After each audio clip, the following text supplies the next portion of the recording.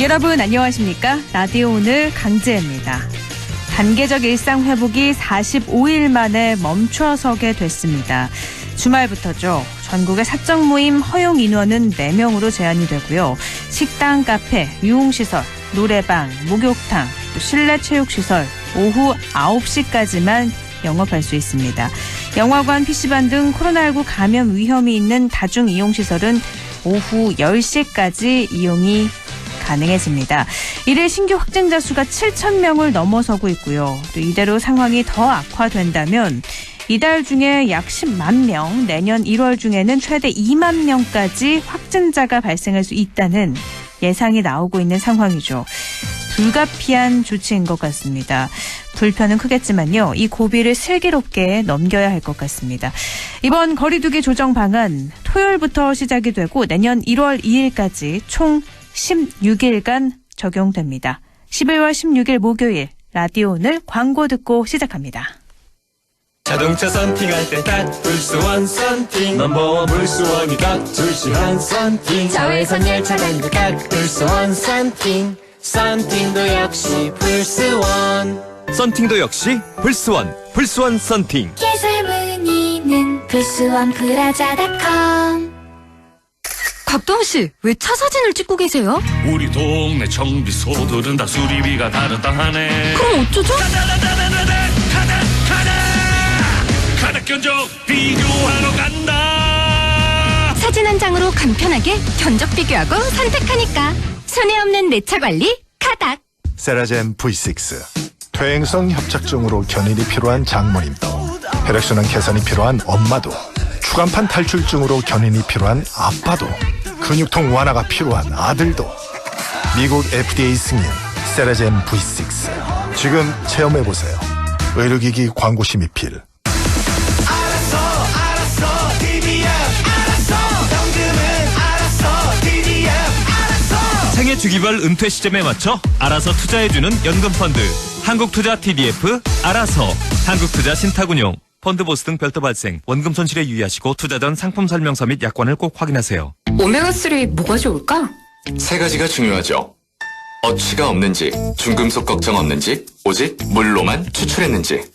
기억하세요. 100% 식물성 오메가3는 아이코메가 판매 신신제약, 제조 코스맥스 바이오. 오메가3는 EPA 및 DHA 함유 유지, 건강기능식품 광고입니다. 12월 16일 목요일 라디오 오늘 1부는요. 과거의 정치사에서부터 현재 정치 현안까지 지역의 눈으로 바라보는 천용길의 정치 TMI 뉴스민 천용길 편집장과 함께합니다. 2부 이슈 오늘에선 최근 안동시가 문화체육관광부의 제4차 문화도시 지정 공모사업이 선정이 됐습니다. 예비 문화도시로 선정이 된 건데요. 이 예비 문화도시가 뭔지 어떤 혜택들이 주어지는지 잠시 후에 안동시 전통문화예술과 이영식 과장 연결해서 자세한 이야기 나누어 보겠습니다. 이인철의 시사경제 참좋은경제연구소 이인철 소장과 함께 경제 이슈 짚어보죠.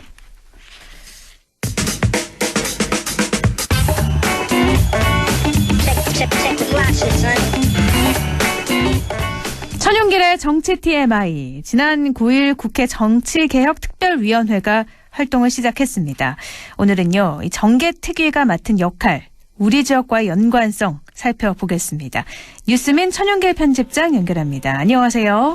네, 안녕하십니까. 네, 정치개혁특위 지난 9일 시작을 해서 내년 5월 29일까지 이제 활동을 할 텐데 가장 중요한 임무는 내년 6일 지방선거 선거구 획정 문제일 거고요. 네. 지역에서 가장 큰 관심사는 이 선거구 인구수 편차 기준일 것 같아요. 경북도 의원 숫자도 줄어드는 거죠? 네, 헌법재판소가 이 판결을 내렸습니다. 인구비가 가장 적은 기초자치단체가 이 선거구가 1위라고 했을 때 많은 선거구가 이 3배수를 넘지 않도록 이 조정을 해야 된다라고 이 판결을 내린 건데요. 네. 때문에 이에 따라서 보면 지금 경상북도의 이 도의원 선거구 3곳이 이 정수의 기준에 미달합니다.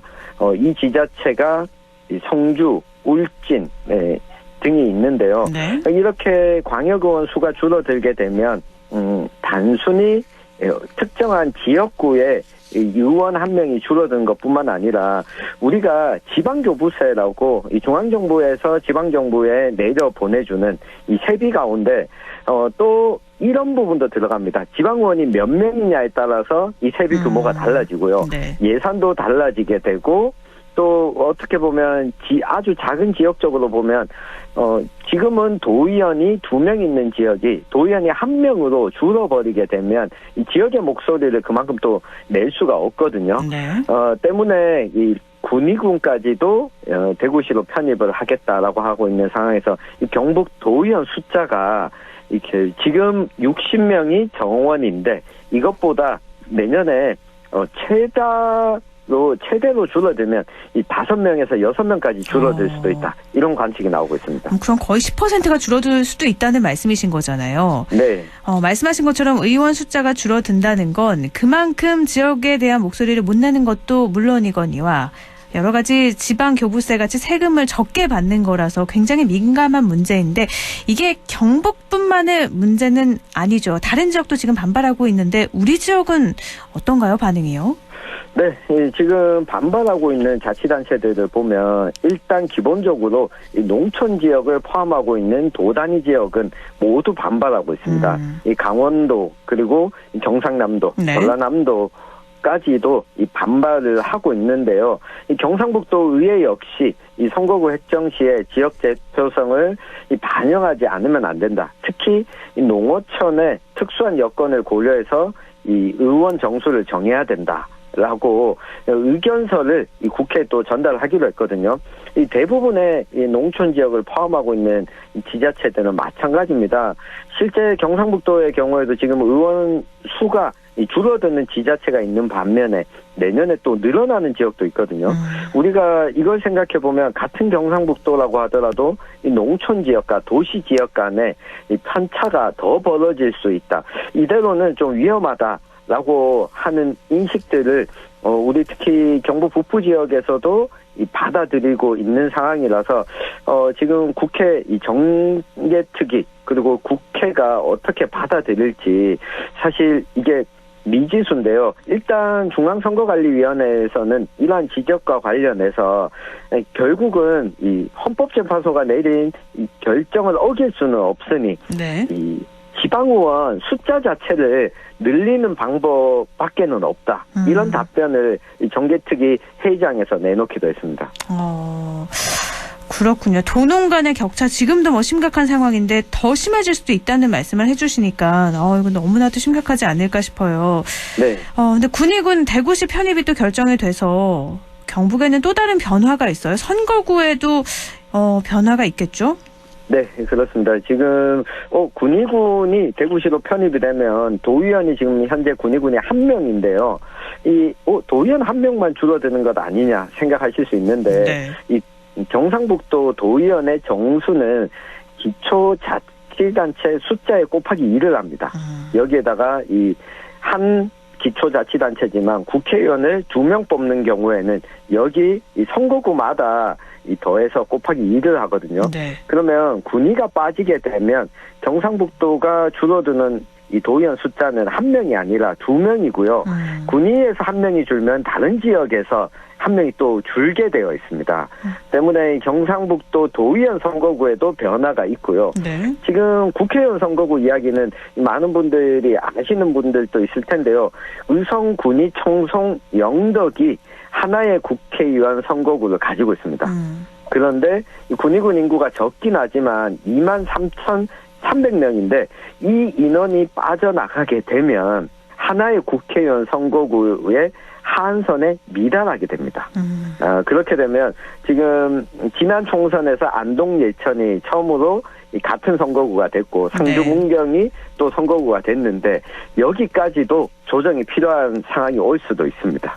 그러니까 단순히 군의군이 대구시에 편입이 됐다고 해서 군의군 하나 빠졌구나 이렇게 볼 문제가 아니라는 거죠. 그렇습니다. 경북 북부 지역에 너무나도 큰 변화가 있는 건데 인구는 계속해서 줄고 있잖아요. 경북 지역이요. 네. 특히 북부 지역은 더 심한데 그럼 정치권에 참여할 목소리 그만큼 더 줄어들 수밖에 없는 지금 제도들이 시행이 되고 있어요. 네. 해법은 뭐가 있을까요? 네, 뭐 사실 이 해법은 제가 그 앞서서 언급했던 중앙선관위도 해법은 의원 정수를 늘리는 방법밖에 없다라고 네. 이야기를 했거든요. 우리가 헌법을 어길 수는 없으니 여러 가지 방안들이 좀 이야기가 되고 있는데요. 한 가지 방안은 이 도농 복합 선거구를 구성하자. 지금은 우리 광역의원, 도의원의 경우에는 이 선거구에 한 명만 선출하고 있습니다. 네. 그리고 이 선거구에 한 명을 선출하면서 또 도시는 도시 지역대로, 농촌은 농촌 지역대로 이렇게 따로 선출하는데 선거구 범위를 좀 넓혀서 도시 지역과 농촌 지역을 합쳐서 이 도의원을 뽑는, 그러니까 한 명을 뽑는 방식이 아니라 중대 선거구제를 네. 이 광역의원의 경우에도 도입을 하게 되면 이 인구수에 따른 변화에 조금은 덜 민감할 수 있다. 그렇지만 그렇다고 해서 이 경우는 한 가지 단점이 생기는 게 이 도농 복합 선거구면 아무래도 도시 지역 인구가 더 많지 않겠습니까? 그렇죠. 네, 지역구에 출마한 이 광역의원, 지방의원들이 도시 지역만 더 신경을 쓰는 상황이 될 수도 있거든요. 네. 때문에 이 부분도 사실 쉽지는 않고요. 어떻게 보면 경상북도 전체에 일종의 전면적인 비례대표제를 도입한다던가 또는 지금보다 경북 지역뿐만 아니라 전국적으로 이 광역의원, 지방의원 숫자를 늘리는 쪽으로 정치개혁특별위원회가 논의를 해야지만 사실 우리 지역에서는 이 문제를 대처할 수 있는 방법입니다. 의원 수를 근데 어디까지 늘려야 될지 이거에 대한 또 반발도 있을 것도 같고요. 네, 특히 뭐 지방의원에 대해서 우리 많은 시민분들이 불만 섞인 목소리, 지방의원들 뽑아봐야 뭐 하나, 그렇죠. 세금만 축낸다 이런 네. 이야기들 많이 하시는데 한번 좀 생각해보면 또 선거철이 다가오게 되면 유권자들이 이 자신들의 권한을 또 행사할 수 있는 때가 되지 않습니까? 네. 우리가 뽑는 사람이 많으면 많을수록 어찌 보면 회비를 늘리지 않는다고 했을 때 이 인원수를 늘리게 되면 특권도 그만큼 줄어드는 효과도 있다. 이런 긍정적인 측면에서도 한 번쯤 검토해 볼 필요가 있어 보입니다. 그러면 의원 수를 늘리는 게 이번 선거에도 적용이 될 수도 있을까요? 네, 지금 아직 선거구 획정 자체가 안 됐거든요. 네. 법정 시한은 이미 지났습니다. 근데 단 한 번도 이 선거구 획정이 법정 시한 전에 이루어진 적이 없었거든요. 한 번도 지킨 적이 없죠. 네. 네, 한 번도 지킨 적이 없어서 이 정치개혁 특위가 시작한 게 12월 9일이지 않습니까? 네. 이 선거구 획정은 12월 3일까지 끝냈어야 됩니다. 네, 이거 자체를 지키지 않았기 때문에 선거구가 어떻게 될지는 사실 지방선거 예비후보 등록 이후에도 선거구 변동이 있을 수 있습니다. 지난 지방선거에도 실제로 그런 적이 있었고요. 네. 때문에 우리 지역민들이 어떤 목소리를 내느냐, 얼마나 관심을 가지냐에 따라서 이 선거의 의원 정수가 늘어날 수도, 그리고 이 경북 지역의 농어촌 지역 이 정치인 선거구가 줄어들지 않을 수도 있는 상황입니다. 네. 그러니까 가장 중요한 건 관심인 것 같아요. 많은 관심을 가질수록 원하는 쪽으로 흘러가는 거니까요.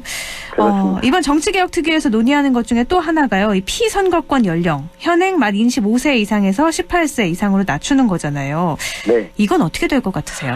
네, 일단 이 피선거권 연령을 낮추는 것은 여야, 이 더불어민주당과 이 국민의힘 그리고 정개특위에 들어와 있는 이 정의당이 모두 합의한 내용입니다. 네. 안건으로 다루기로 합의한 상태라서 실제 이 어떻게 진행될지는 아직까지는 미지수긴 하지만 일명 긍정적으로 지금 평가를 하는 부분도 있거든요. 네. 이 실제 선거권 연령을 19세에서 만 18세로 이 조정을 했는데 여기에 대해서 별로 크게 부작용은 드러나지 않고 있어요. 때문에 선거권이 있다면 비선거권도 있어야 된다. 네. 이 부분이 국민들의 여론조사를 했을 때는 긍정적인 답변들이 그동안 좀 많았었는데 사실 이거는 지방선거와 국회의원 선거에서만 이 적용을 하게 되지만 이번에 만약 만 18세로 변경하게 된다면 이거는 대통령 선거 연령이 지금 만 40세로 되어 있지 않습니까? 네.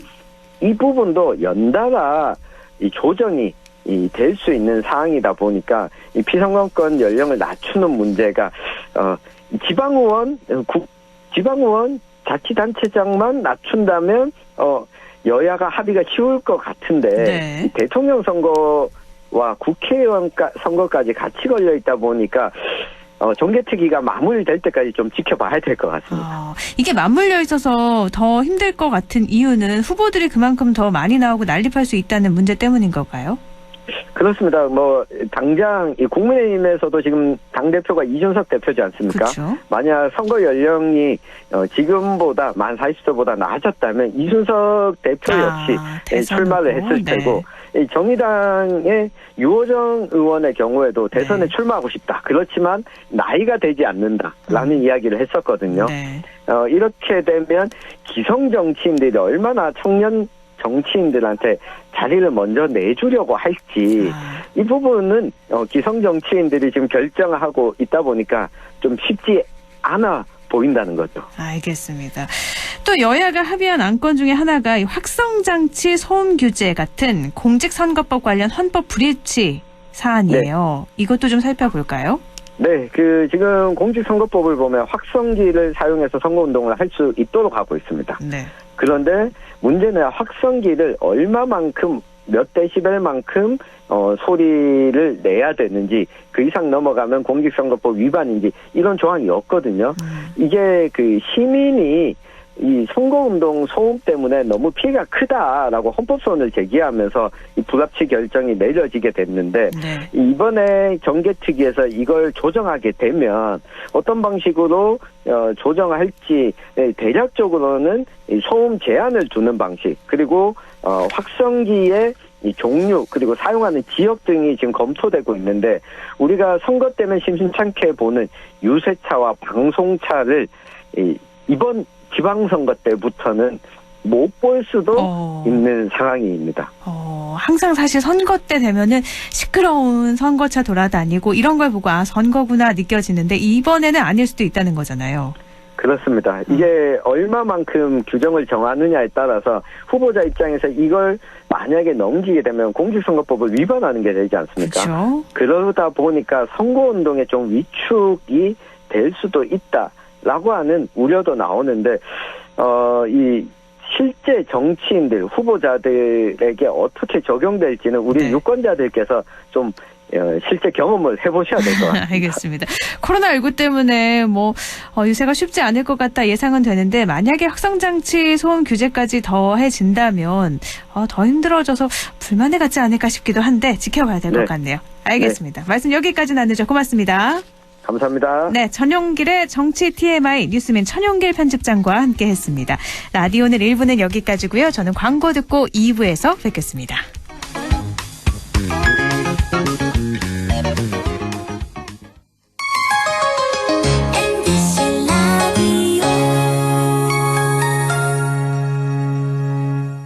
할인점보다 더 실속 있고 편의점보다 더 편리하게 살 수 있는 곳, 시장보다 더 정이 넘치고 백화점보다 더 품격 있는 곳, 이런 곳이 없을까요? 네, 우리 동네 우리 할인점 펀마트가 있습니다. 지난 25년간 항상 고객과 함께한 펀마트. 용상점, 자이점, 신용주점, 사천점에서 새롭게 고객님께 다가갑니다. 펀마트. 가구 살 땐 꼭 한번 가보자. 안동 명품 가구 백화점. 흑표 흑침대, 양성국 갤러리, 금성침대, 한국 가죽 소파, 장수돌 침대. 다양한 브랜드 가구를 한 곳에서 쇼핑할 수 있는 대형 가구 전시장. 안동 명품 가구 백화점. 예, 며느라. 밥 했어? 설거지 했어? 쓰레기 버렸어? 청소했어? 빨래했어? 개밥 줬어? 아들 낳았어? 딸 낳았어? 아무것도 안 하고 싶다. 이미 아무것도 안 하고 있지만 더 격렬하게 아무것도 안 하고 싶다. 지금은 그냥 라디오만 듣고 싶다. MBC 라디오. MBC 라디오. 라디오 청취자 10명 중 4명이 듣는 방송. 국가대표 라디오 MBC 라디오. 영화보다 더 감동적인 신이 있습니다. 코로나 의료진의 영웅신, 발코니로 떠나는 여행신, 그리고 모두가 기다려온 백신. 국민 모두가 만들어주신 최고의 신들이 있기에 해피엔딩 신은 멀지 않았습니다. 공익광고협의회. 마음을 열어줘 다가가 나 속삭이도록 언제나 내 생각으로 행복해야 해요.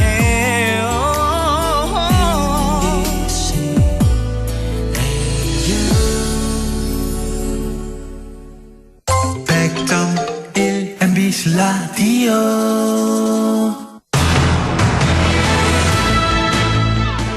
라디오 오늘 2부 순서 이슈 오늘입니다. 최근 안동시가 문화체육관광부의 제4차 문화도시 지정 공모사업에 선정됐습니다. 예비 문화도시로 선정이 된 건데요. 이번 선정이 어떤 의미가 있는지 안동시 이영식 전통문화예술과장 연결해서 이야기 나눠보도록 하겠습니다. 이영식 과장님 안녕하세요. 네, 안녕하십니까. 안동시 전통문화예술과장 이영식입니다. 네. 안동시가 4차 문화도시 지정 공모사업에 선정이 됐어요. 이게 경북에서는 안동시가 유일하다고 하는데 선정 소감부터 여쭐게요. 네, 관광객들이나 외부인들이 생각하는 안동에 대한 이미지는 이미 많은 것을 가진 한국정신 문화의 수도 안동, 역사 전통의 문화도시, 세계 유산도시, 관광 거점 도시라는 이미지 때문에 문화도시 사업을 추진하면서 많은 어려움을 겪었습니다. 안동시는 관광 거점 도시 사업을 추진하면서 관광객들이 불편한 교통, 숙박 등 인프라 구축을 통해 지역 여건을 개선하고 있지만 문화 분야에 있어서 우리 시민들은 그동안 주변화, 파편화되어 시민들을 위한 문화 공간이 부족하고 하향식 문화 정책에서 시민들은 배제되어 객체화된 시민들을 다시 문화 주체로 활용하고자 구 안동역을 문화 플랫폼 모디 684라는 문화 거점 공간을 조성하여 시민들의 의견을 수렴하고자 노력하고 있습니다. 네. 이러한 노력이 장기적인 관점에서 보면 지역 스스로 도시의 문화 환경을 기획 실현해 나간다는 의미에서 자부심과 시민들의 의견을 어떻게 담아낼 수 있을지 한편으로 걱정이 앞섭니다. 과장님께서는 이렇게 안동시의 소중한 문화유산들을 잘 지켜내면서 또 시민들과 함께하는 문화도시로 만들기 위해 노력을 하셨는데 이번 선정이 돼서 뭔가 보상받는 느낌 이런 것도 좀 받으셨을 것 같아요. 예, 안동시가 문화도시를 준비한 3년여 동안 가장 중점적으로 노력한 부분은 행정과 시민 간 간극을 좁히고 민간 협업을 위한 기반을 조성하는 것이었습니다. 네.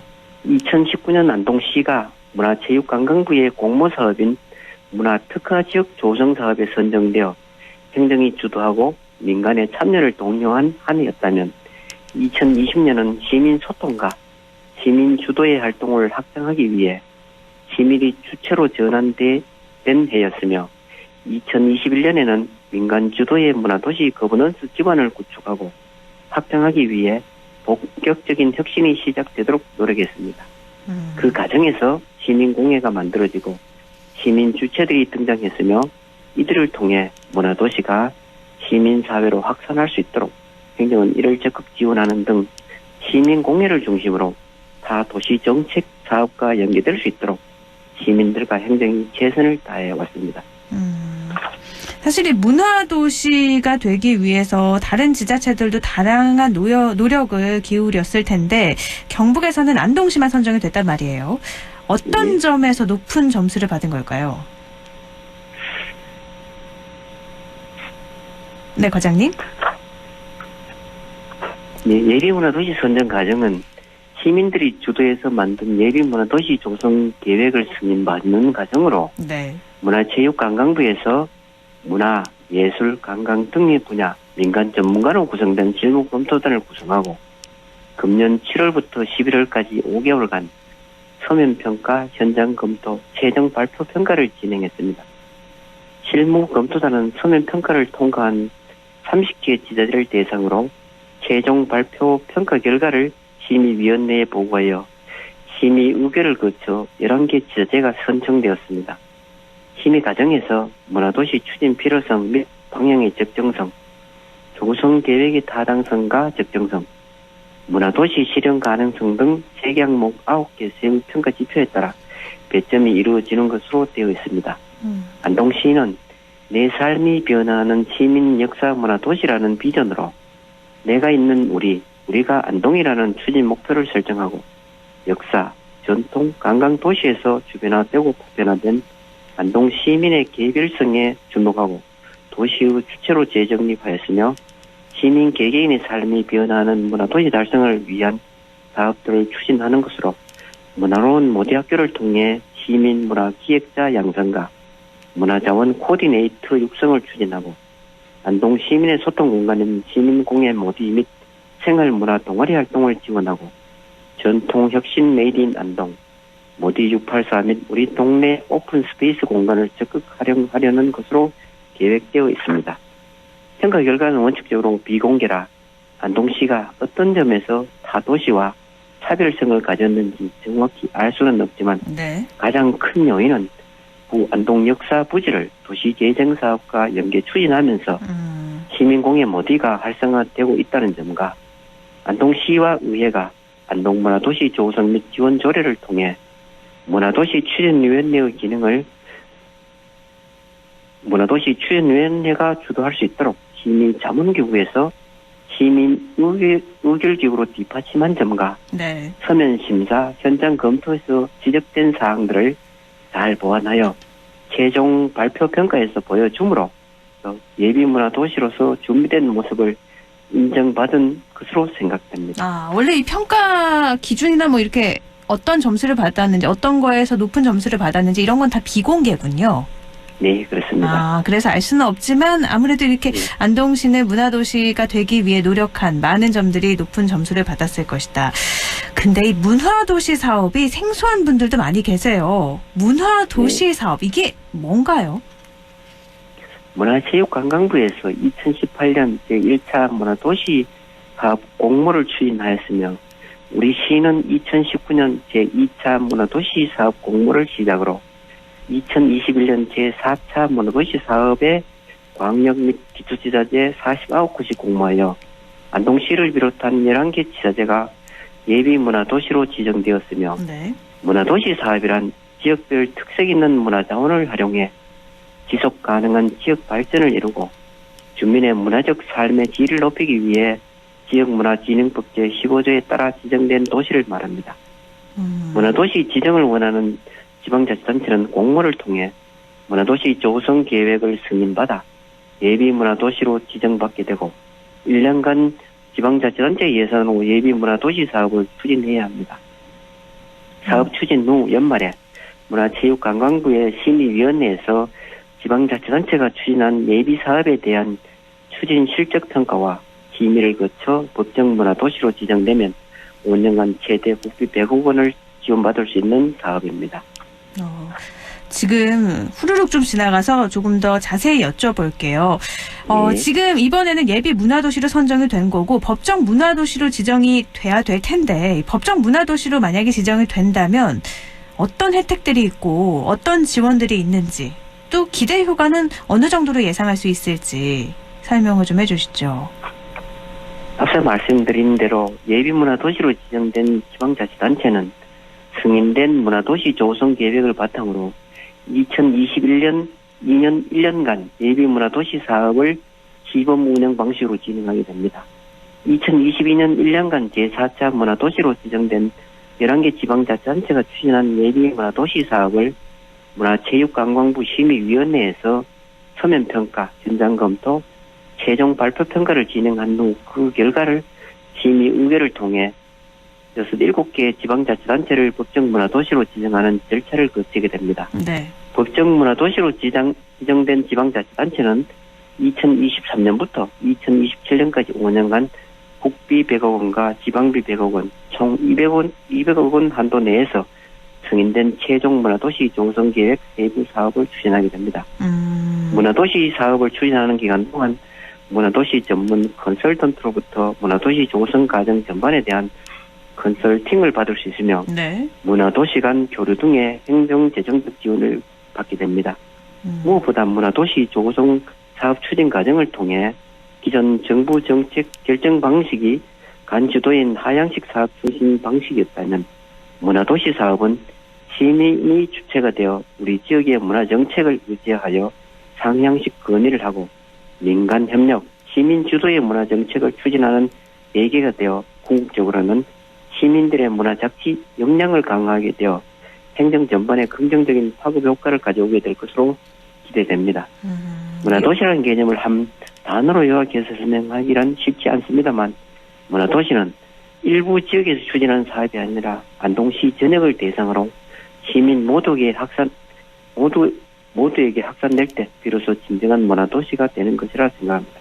네. 안동은 법정 문화도시 지정이 최종 목표가 아니라 진정한 문화도시가 되기 위해 2022년부터 다양한 예비 문화도시 사업을 추진할 예정이며 특히 도심 지역뿐만 아니라 읍면 지역까지 찾아가는 마을공예, 주민공예 등을 통해 시민들이 문화도시를 이해하고 직접 참여하고 만들어가는 도시문화 생태의 기반을 정착시켜 나가기 위해 최선을 다할 예정입니다.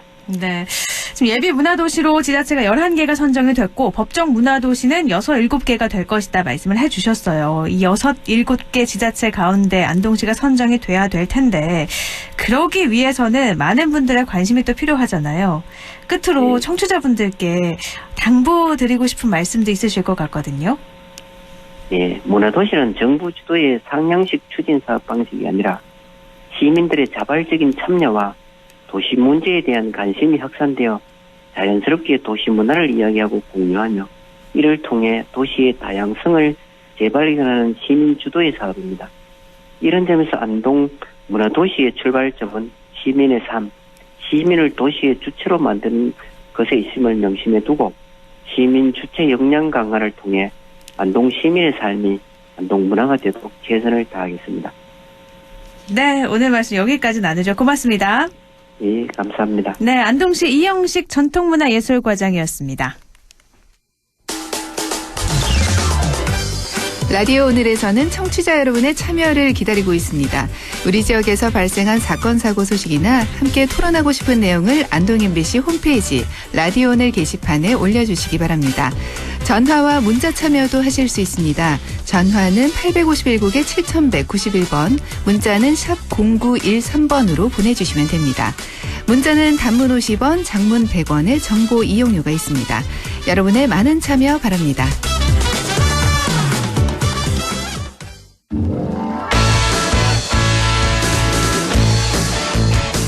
이인철의 시사경제, 경제 이슈 짚어보는 시간이죠. 오늘도 참 좋은 경제연구소 이인철 소장과 함께하겠습니다. 이인철 소장님 안녕하세요. 네, 안녕하세요. 네, 지난달 취업자 수 9개월 연속 증가를 했는데 고용회복세 계속되고 있다고요? 그렇습니다. 통계청에 따르면 이제 12월 취업자 수가 1년 전에 비해서 55만 3천 명이 늘었습니다. 이제 올해 3월부터 이제 9개월 연속 취업자 수가 이제 늘어나고 있는 셈인데요. 네. 같은 기간 실업자도 23만 3천 명 줄었습니다. 이러다 보니까 실업률은 2.6%까지 떨어졌는데요. 0.8%포인트 하락했습니다. 그리고 이제 OECD 경제협력개발기구의 비교 기준이라고 할 수 있는 경제활동 인구의 고용률, 만 15세부터 64세의 고용률은 1.2% 퍼센트포인트 올라서 67.5를 기록을 하고 있습니다. 다만 앞서 이제 2달 연속 취업자 수 60만 명대를 기록했기 때문에 이 증가폭은 다소 둔화되고 있습니다. 업종별로 보게 되면 이제 사회복지 서비스업, 운수업, 창고업, 정보통신업 등에서 취업자가 늘었지만 그러나 이제 코로나19 피해가 컸던 숙박 음식점업 취업자 수는 지난 9월, 10월 반짝 증가하다가 석 달 만에 다시 감소세로 전환됐습니다. 지금 이것만 딱 봤을 때는요. 취업자 수 9개월 연속 증가. 2020년 11월 대비 55만 3천 명 늘었다. 굉장히 좋아 보이는데 근데 자세히 보면 연령대로 보면 60대 이상 일자리가 큰 폭으로 늘어났을 뿐 30, 40대 일자리는 여전히 감소하는 추세라고요. 그렇습니다. 이제 고용의 질을 우려하지 않을 수 없는데요. 말씀하신 것처럼 이제 이번에 늘어난 취업자 10명 가운데 6명은 60대 이상 노인 일자리다라는 겁니다. 그리고 경제활동의 주축이라고 할 수 있는 30, 40대 취업자 수가 이제 감소 추세에 있는데요. 실제로 60세 이상 취업자 수가 33만 1000명 늘었기 때문에 전체 55만 건의 절반 이상은 60대 이상이고요. 네. 이게 정부가 지금 주도하고 있는 공공 일자리, 굉장히 단기 일자리에 국한된다라는 지적을 받을 수밖에 없고, 반면에 지금 30, 40대 취업자 수는 각각 6만 9천 명, 2만 7천 명 감소했습니다. 특히 여기서 주목해 볼 게 자영업 하시던 분들 가운데 함께하던 직원을 내보내고 홀로 일하는 이 사장님 수가 34개월 연속 3년 가까이 늘고 있습니다. 이 얘기 뭐냐? 코로나19 때문에 이제 어쩔 수 없이 가게 문은 열다 보니까 인건비 때문에 데리고 있던 종업원을 내보내고 나홀로 사장님 내지는 가족을 이제 좀 동원해서 운영하시는 기업이 늘어나고 있다라는 건데요. 이런 것들이 주로 이제 도매업, 소매업, 숙박, 음식점업입니다. 이제 코로나19 사태의 여파가 계속해서 이어지고 있다라는 의미입니다. 전반적인 고용 사정은 나아졌다고는 하지만 이렇게 자세히 보면 자영업자들의 어려움은 더 커졌다는 걸 볼 수 있는 통계 같습니다. 또 우리나라 미국과 체결했던 600억 달러 통화스와프 계약 이달 말에 예정대로 종료가 된다고요? 그렇습니다. 한미 간 600억 달러 규모의 이제 통화스와프가 이제 예정대로 이달 말 종료가 되는데요. 이 통화스와프라는 건 지금 우리 직장인들 쓰시는 마이너스 통장처럼 원화 맡기고 우리가 달러 필요할 때 갖다 쓰는 제도입니다. 네. 근데 우리가 달러를 필요하겠지만 미국은 원화를 필요로 하진 거의 않습니다. 그렇죠. 그래서 지난해 3월 이제 코로나 사태가 발발하면서 금융시장이 흔들렸죠. 그러자 이제 우리나라 한국은행이 미국의 중앙은행과 600억 달러의 통화스와프 계약을 체결해서 당초 기간은 6개월이었어요. 그래서 지난해 9월이 만료였는데 협상을 통해서 두 차례 연장이 돼서 올해 말 종료 예정이었습니다. 그리고 이번에도 이제 연장하기 위해서 협상은 했지만 협상은 이제 불발로 끝났는데요. 근데 금융당국의 입장은, 한은의 입장은 과거와는 달리 지금 외환보유액이 충분한 만큼 금융시장에 미치는 영향은 크지 않다는 겁니다. 실제로 이제 11월 기준 외환보유액은 4,600억 달러를 넘어서 지난해보다 두 자릿수 이상 늘었고요. 네. 수출이 잘 되고 있기 때문에 달러가 계속해서 들어오고 있습니다. 그리고 또 하나 우리나라가 이제 갚아야 할 외채보다도 이제 받을 채권이 더 많은 순 채권국이고요. 네. 그리고 가장 중요한 게 뭐냐? 1년 미만 단기 외채 비중인데요. 이게 IMF 시대로 50% 넘었습니다. 그래서 위험하니까 달러 빨리 달라라고 할 수 있는데 지금은 과거처럼 이제 IMF처럼 달러가 이제 한꺼번에 빠져나가면서 우리 경제가 흔들렸던 위기는 없다. 왜냐? 이 1년 만이 단기 외채 비중이 20% 중반까지 좀 떨어졌기 때문에 그만큼 달러 외환 고가는 좀 풍부하다라고 이제 정부는 보고 있습니다. 통화스와프 계약이 연장이 되지 않더라도 외환 시장에 미치는 영향은 미미할 것이다. 알겠습니다. 근데 미국이요 예상보다 빠른 속도로 금리 인상에 나설 걸로 예상이 된다고 하는데 우리나라하고 연관이 워낙에 크기 때문에 괜찮을까 싶거든요. 그렇습니다. 사실 미국 시간으로 어제 오늘 새벽까지 미국은 공개시장위원회 회의가 있었습니다. 일단 미국 중앙은행의 입장은 자산 매입 규모를 2배 정도로 더 축소하고 그리고 내년에 금리를 적어도 3차례 이상 인상하겠다라고 시사를 한 겁니다. 네. 사실 미국도 물가가 심각한데요. 최근 40년 만에 최악의 물가 오름세, 인플레이션 상황을 맞고 있습니다. 이러다 보니까 지금 바이든 행정부의 지지율이 굉장히 급속도로 떨어지고 있습니다. 그래서 지금 미국의 입장은 물가 상승률이 2%를 넘어서고 노동시장이 완전 고용에 도달했기 때문에 이제 빠르게 금리 긴축할 것이다라는 건데요. 그래서 아마 이제 내년 상반기, 내년 3월쯤부터는 미국도 금리 인상이 가능할 것이다라는 예상이 나오고 있는데요. 자, 이런데도 불구하고 지금 오늘 새벽에 마감한 뉴욕 증시는 내리지 않고 오히려 올랐습니다. 네. 왜냐? 빠른 긴축에도 불구하고 이미 이건 예상됐던 수순이기 때문에 금융시장은 선반영해서 오히려 반색하고 있습니다. 그러면 우리나라도 미국 따라서 금리 인상에 더 속도를 낼 수도 있을까요?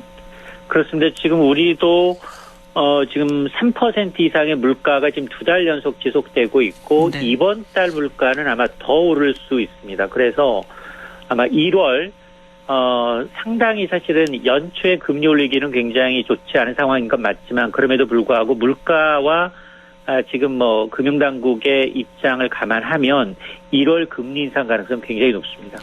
알겠습니다. 또 올해 뭐 집값이 워낙에 많이 폭등을 해서 재산세, 각종 부동산세 기초가 되는 부동산 공시가격 이게 내년부터 뭐 20% 이상 대폭 오를 거라고요. 그렇습니다. 지금 재산세, 종부세, 뭐 여기다가 뭐 건강보험료까지 영향을 미치는데요. 내년도 부동산 공시가격이 23일부터 공개가 됩니다. 이번에 공개되는 건 아파트나 다세대 연립주택이 아니라 전국의 417만 단독 주택 가운데 표본 23만 가구가 대상인데 네. 뭐 이어서 차례로 이제 뭐 공동주택 공시가격까지 순차적으로 공개가 되지만 문제는 공시가격이 뭐 20% 내외로 올해보다 더 많이 오를 가능성이 제기가 되고 있다는 겁니다. 여기에는 올해 집값이 지난해보다 더 뛰었습니다. 네. 여기에다가 이미 앞서 지난해 11월에 공시가격 깎아주는 이제 이 현실화 방안을 마련했는데요. 이제 더 이상 많이 안 깎아주겠다. 오는 2025년까지는 시세 90%까지 맞추겠다라고 하고 있는데 내년 목표치 올해 단독주택의 경우에는 55%였는데 내년 58%입니다. 여기에다가 이제 9억 원 이상 고가주택의 경우에는 이 현실화 목표치 달성 기간을 더 단축시키겠다라고 하고 있기 때문에 고가주택일수록 아마 이 공시가격이 더 이제 똑같이 오른다 하더라도 체감하고 있는 이제 세금의 경우에는 굉장히 가파르게 오를 수 있습니다. 부동산 정책 실패로 집값이 올랐는데 왜 내가 세금을 더 내야 되냐 이런 볼멘 소리가 더 많이 나올 것 같네요. 한동안 또 저금리 상품으로 인식이 되어 왔는데 시중은행의 변동형 주택담보대출 금리 이게 일제히 오른다고요? 그렇습니다. 지금 그 은행연합회가 이제 코픽스 금리를 한 달 전보다 무려 0.26%포인트나 올렸는데요. 네. 지금 그 0.26%포인트 폭은 지금 관련 공시가 시작된 2010년 이후 가장 높습니다. 한국은행이 0.25% 금리 인상 폭보다도 더 높게 바로 내일부터 시중은행의 변동형 주택담보대출 금리가 그대로 반영이 돼서 오릅니다. 이 코픽스라는 건 국내 8개 은행의 조달한 자금의 가중평균 금리여서 수신 상품의 금리 인상 인하를 그대로 반영하는 제도입니다. 네. 그래서 아마 이제 변동금리로 주택담보대출을 받으신 분들은 부담이 더 커질 수밖에 없는데요. 현재 이제 변동형 주택담보대출 금리 최고금리가 5% 중후반까지 가고 있는데 이러면 조만간 6%대에 이를 것으로 보입니다. 문제는 이제 내년에도 기준금리 추가 인상 가능성이 굉장히 높죠. 자, 이렇게 되면 이 시점에서 내가 지금 변동형 상품을 고정형 대출로 좀 갈아타야 되는 게 아니냐 네. 이런 고민을 좀 해야 되는 시점입니다. 말씀하신 대로 뭐 2%대 금리는 뭐 사라진 지 오래고요. 이제 6%대 금리가 현실이 될 수도 있는 건데 새로 주택을 구입하려고 했던 분들은 더 힘들어질 수도 있을 것 같습니다. 근데 또 고정금리로 바꿀 때도 주의해야 될 점도 있을 것 같은데요. 맞습니다. 이제 고정금리가 통상 이제 이 변동금리보다도 1에서 2%포인트 높지만 지금은 변동형 금리 대출이 굉장히 빠른 속도로 올라가고 있어서 일부는 역전되고 있는 상황인데요. 문제는 앞으로 한국은행이 몇 번 더, 몇 차례 더 금리를 올릴 것인가, 그리고 내가 대출 금리를 얼마나 빠른 속도로 갚을 수 있나, 그 기간, 대출 금액, 이 상환 조건 같은 걸 좀 따져보고, 그리고 만에 하나 갈아탈 경우에는 중도 상환 수수료가 있기 때문에 이런 걸 좀 감안해서 이제 갈아타셔야 합니다. 네, 알겠습니다. 오늘 말씀 여기까지 나누죠. 고맙습니다. 네, 고맙습니다. 네, 시사경제 참 좋은 경제연구소 이인철 소장이었습니다.